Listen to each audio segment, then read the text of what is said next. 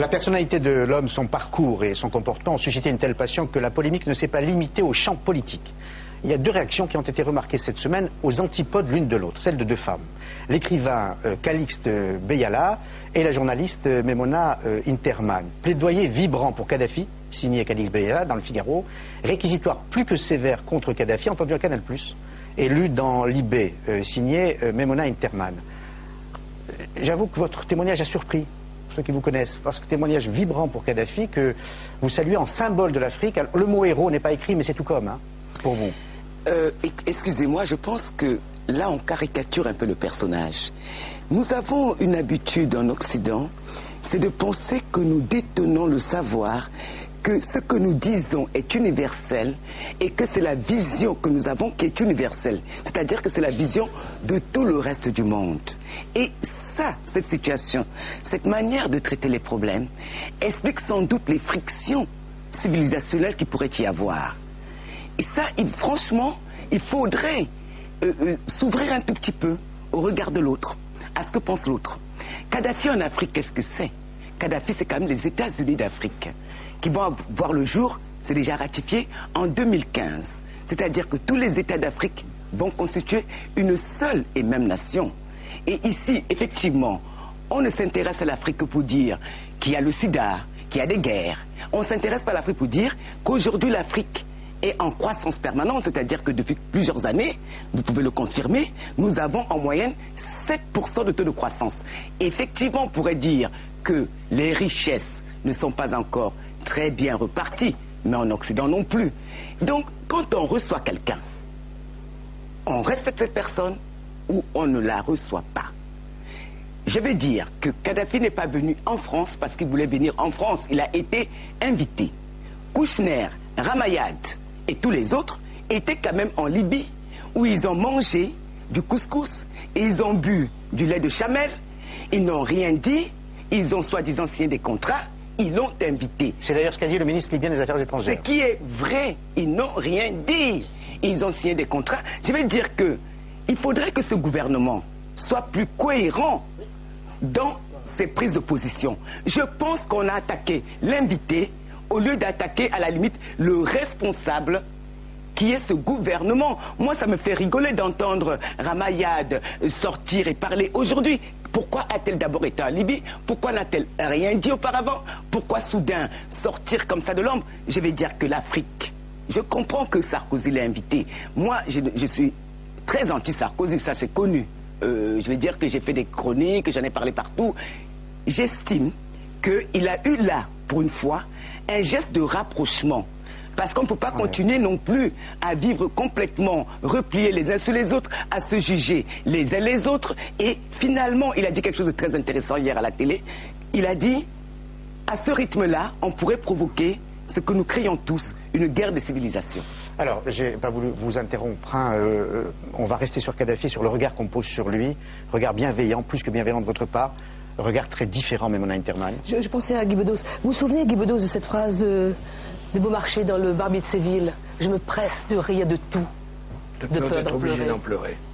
Je l'ai eu au bac, à l'île de la Réunion, pays créole. Je voudrais vous dire une chose d'abord, madame. Je suis une fille d'immigrés, comme vous peut-être. Eh bien, je trouve que les valeurs de la France, elles sont bien pour nous, qui bénéficions d'un État démocratique ici, mais aussi pour ma famille indienne, quelque part, encore dans les castes, et je pense aussi pour les Africains. Vous qui vivez dans un État démocratique, comment pouvez-vous accepter l'idée que cet homme, aujourd'hui, vienne nous dire et nous donner des leçons de liberté? Vous savez ce qu'il est venu chercher? C'est ça qu'il est venu chercher. Bleu, blanc, rouge. C'est ça qu'il lui fallait. Et là encore, il est bien le seul cette semaine à pouvoir pavoiser et crier victoire. Moi, je trouve que cette semaine, pour nous, la France, et encore une fois, j'aime ce pays. Vraiment, j'aime ce pays. J'ai été sauvée par l'école, moi. Je viens d'une famille extrêmement pauvre. Mais à l'école de la France et de la République, on m'a appris qu'il y avait des mots d'honneur. La République, ça veut dire quelque chose. Je ne dis pas qu'on ne pouvait pas faire du commerce. Bien sûr qu'il faut du commerce et qu'il faut des emplois. On l'a tous compris, on a des enfants, il faut que ça marche, le commerce. Mais est-ce qu'on était obligé d'aller jusque-là? Moi, je ne le crois pas. Monsieur le député, vous avez dit tout à l'heure 18 ans. Ça fait 18 ans qu'il est rentré dans le rang. Moi, je me souviens très bien de 1989. Et j'ai rencontré, il y a peu de temps, la veuve du pilote du 1989, l'année de l'attentat contre le DC-10, 170 morts. Madame, Oui. moi Pardon, monsieur, excusez-moi, je termine. Eh bien, monsieur, cette veuve, elle ne veut pas entendre parler de Kadhafi.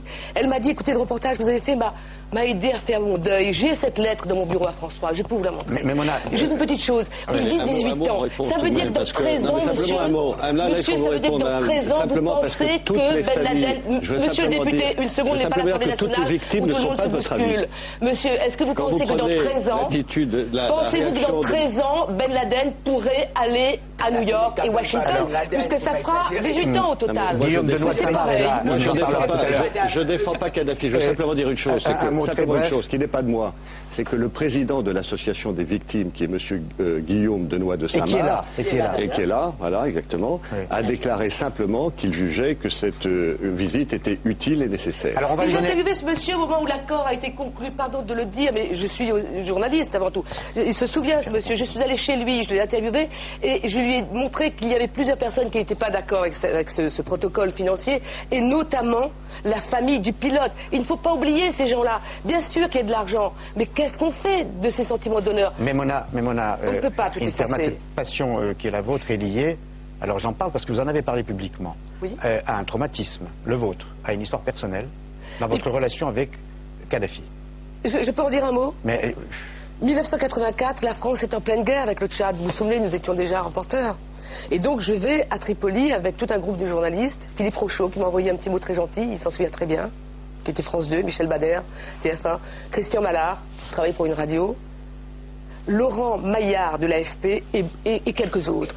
Et là, on attend d'être reçu par Kadhafi, on nous fait patienter comme c'est d'usage, 48 heures. Et le troisième jour, arrive Giulio Andreotti, le ministre italien des Affaires étrangères.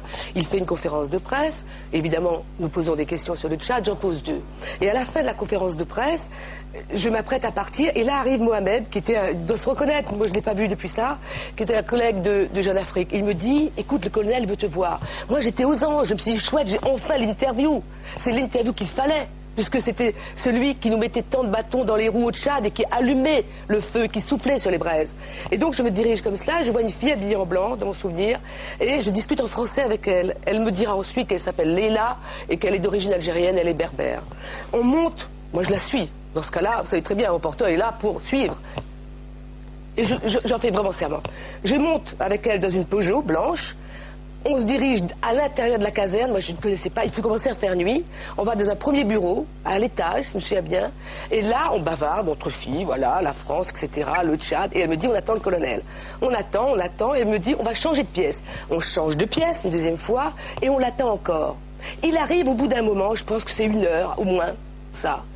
Et il arrive les mettre dans les poches, il portait une combinaison de militaire et une veste en cuir noir. Il avait les mains dans les poches à ce moment-là. C'est un homme athlétique, costaud, grand, et il arrive, je le vois, et il regarde le plafond, et il parle en arabe à Leila, alors que je sais qu'il parle en anglais, je vais aller vite. On nous avait servi 3 verres avec du jus rose dedans, moi je n'avais pas bu, et il explique à Leila en arabe qu'il faut bouger encore. Je me suis dit, c'est bizarre qu'on bouge encore, pourquoi pas là?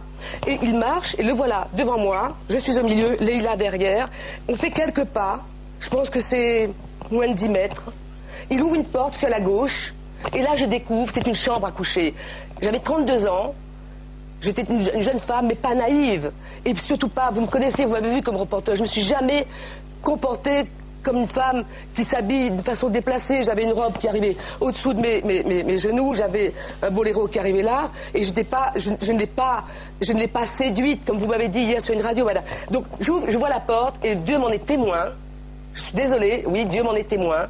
Il y avait un lit avec une broderie anglaise blanche. Là, il y avait un samovar. Et là, il y avait une glace. Il m'a renversé sur le lit. Il a soulevé son t-shirt noir. Il a une cicatrice là. Et s'il n'a pas le temps de faire la chirurgie esthétique comme il a fait pour son visage, pour l'effacer. Et là, moi qui suis fille de musulman, mon père était indien, musulman, j'ai un frère qui est musulman, donc je connais un peu la méthode et la pensée. Et je me suis dit, je vais lui dire que je suis en règle. Je lui ai dit, I can't, I'm ill. Je ne peux pas, je suis malade. Et il m'a dit, et je me souviens toujours de ça, how many days? Combien de jours? 2 days. Il s'est relevé, je me suis relevée. C'est là où j'ai vu virement la glace. Il m'a rattrapé par les épaules, il m'a coincé comme ça. J'ai fait ce mouvement, je me suis dégagée et j'ai couru vers la porte. La porte s'ouvrait sur les toilettes et il y avait là, la fameuse Léla, assise sur les toilettes. Je me suis renseignée après, il y avait un journaliste de Newsweek, et j'espère qu'il se reconnaîtra peut-être. Il m'a dit, mais tu sais, il a déjà fait ça, une journaliste américaine il y a quelque temps. J'ai reçu chez ma boîte vocale à France 3. Le message est encore là, je l'ai effacé à nous deux, mais celui-là est encore là. Une femme, elle me dit, voilà madame, moi je suis d'origine algérienne, voici mes téléphones. Elle m'a donné son personnel et son portable. Elle m'a dit, vous savez, il a fait ça récemment à 2 personnes de ma famille, aidez-moi. Je n'ai pas rappelé cette personne, je ne sais pas quoi faire. Voilà ce que Kadhafi m'a fait. Je n'ai pas parlé pendant des années. Il se trouve qu'en 2003, avant d'aller... On a travaillé ensemble, j'ai jamais su. Mais oui, Paul. Mais en revanche, à France 3, tout le monde le savait. Et Roger Tello, le patron de la rédaction, le savait. Michel Naudy, que vous avez connu, le savait puisque je l'avais raconté. Mais il y a des années-lumière de ça. Et à l'époque, une femme disant qu'elle avait échappé Pardon, mais à un viol... 84, c'est Gaston Defferre, ministre de l'Intérieur. 84. 84, vous en avez parlé aux autorités françaises? Alors, mais évidemment, c'est le Quai d'Orsay qui m'a évacué, qui m'a fait Dumas, accompagner... ministre des Affaires étrangères. Non, c'est Chesson. Et Chesson m'a dit, au Quai d'Orsay, vous savez, c'est un pauvre type. Et c'est le consul de France qui est venu me chercher dans une voiture de l'ambassade, qui m'a accompagné jusqu'au pied de l'avion. J'ai dû écourter mon séjour, et c'est Christian Ballard et Laurent Maillard, le chef maintenant de l'AFP à Rennes. Tous les deux m'ont accompagné à Paris. On a fait escale à Zurich. Je n'ai parlé une seule fois publiquement, c'est sur le plateau de Fogiel en 2003, avant de partir pour la guerre en Irak. Mais c'est tombé comme ça. Et je devais en parler dans un livre. J'ai écrit un livre cette année pour raconter mon parcours. Oui, mais et je suis installée et je n'en parle pas. Voilà pourquoi j'en parle aujourd'hui. Je suis contente de l'avoir fait. Et ça m'a aidé, figurez-vous. En écoutant ça, vous n'avez pas envie de réécrire votre article? Écoutez, je ne suis pas là pour juger de la sexualité du guide. Madame, si ça vous est arrivé, j'en suis désolée. Moi, je l'ai rencontré aussi, pas une fois, des dizaines de fois, en tête à tête. Il ne m'a jamais... Peut-être que je ne suis pas jolie. C'est peut-être ce qui explique cela. Allons, il ne m'a pas séduit. Il n'a même pas essayé. Madame, c'est pas là le propos. Non, pas le propos, je vais dire que j'ai beaucoup de mal à entrer dans votre histoire privée. J'ai beaucoup de mal. Madame, ce n'est pas une histoire privée. Je suis journaliste, je travaille pour France 3. Je suis désolée. Et je bénéficie de la même protection de la République et du président de la République que n'importe quel citoyen. Parce qu'en partant, Kadhafi m'a dit I kill you, I send somebody to kill you. Je vous tue, j'envoie quelqu'un pour vous tuer. Julien avait 5 ans, Élodie avait 3 ans. Voilà pourquoi je n'ai pas parlé pendant des années. Mes collègues le savaient, ils n'en ont pas parlé pour me protéger. Et si jamais il m'arrive quelque chose, je dis que le président de la République est garant de ma sécurité également. Et j'espère que je n'irai pas dans un placard après avoir parlé. Non, moi, je suis désolée parce que je sais qu'il a une réputation de séducteur. De violeur, madame. Je ne sais pas, madame. Je ne peux pas. J'ai entendu tout à l'heure, aujourd'hui, quelqu'un dire également que c'était un voleur. Je suis désolée, on en entend tellement que l'abondance même des informations... Mais d'après vous, est-ce que les infirmières ont été torturées jusqu'au dernier moment sans son accord ou pas? D'après vous, quand de votre papier du Figaro, journal de M. Dassault, qui va vendre des hélicoptères? C'est normal, c'est le génie français de voir ces hélicos. Bravo, monsieur Dassault. Mais n'oubliez pas qu'il y a quelques principes. Vous qui avez souffert des régimes tortionnaires, votre famille, n'oubliez pas ce qu'est Kadhafi. Voilà ce que je vais lui dire. Ça, c'est la France. C'est pas cette France-là. Ouais. Je vais donner la parole. Non. Moi, je suis désolé. Non, excusez-moi, mais Paul. Très brièvement, oui, excusez-moi, Paul. Je suis assez désolé parce que moi, en tant qu'immigré... Non, je suis désolé, monsieur, je vous ai écouté, ok? Vous parlez depuis tout à l'heure, les valeurs. Je veux vous dire une chose. Quand on vit dans le 9-3, en banlieue, quand on est noir dans ce pays et femme, on subit une telle discrimination qu'on ne sait même pas où est la démocratie. Du coup, on va rencontrer Kadhafi. Non, c'est pas que du coup. Moi, je travaille sur les États-Unis d'Afrique avec plusieurs États. Pas seulement la Libye, avec la Côte d'Ivoire, avec le Cameroun, avec le Gabon, avec l'Afrique du Sud. On est en train de constituer un État. Un État à l'intérieur du continent. Mais c'est hallucinant ce que vous dites. C'est hallucinant. Je vais donner la parole à deux autres personnes. Non, madame. Je respecte votre souffrance. Mais on ne voit pas les mêmes gens. C'est une union des dictateurs. Vous appelez quoi dictateur? Kadhafi, etc. Que vous passez votre temps à insulter tout ce qui vient du Sud. Vous passez votre temps de racisme. Ça suffit. Vous ne parlez pas de bouche, madame. Quand il n'y a pas de racisme, quand il n'y a pas de racisme, n'inventez pas du racisme, ça suffit. C'est pas parce que vous êtes noir qu'on est noir, qu'on est contre les noirs, ça va. Je suis désolé. Dans ma famille, il y a des gens plus noirs que vous. Ne me racontez pas d'histoire de salade de racisme. Je suis désolé. Vos salades de racisme, ça passe pas. Vous ne parlez pas de Bush. Bush a tué des milliers de personnes dans le monde. On n'en parle pas. C'est un assassin aussi. Vos accusations de racisme, ça va. Donc arrêtez. Arrêtez, madame. Je veux dire, il faut arrêter. À deux autres personnes, tout ce qui vient du Sud est non démocratique et tout ce qui vient du Nord est extraordinaire. Respectons-nous les uns les autres. Il y a vraiment une ambiance sur ce plateau. Mais quelle agressivité. Mais moi, je ne sais plus où j'habite. Je préfère faire mon spectacle tout seul parce que tout le monde est d'accord avec moi et personne ne vient m'engueuler. Et en plus, ils vous applaudissent. Mais et vous les faites rire, même quand vous dites des choses fortes. Et vous êtes payé pour ça.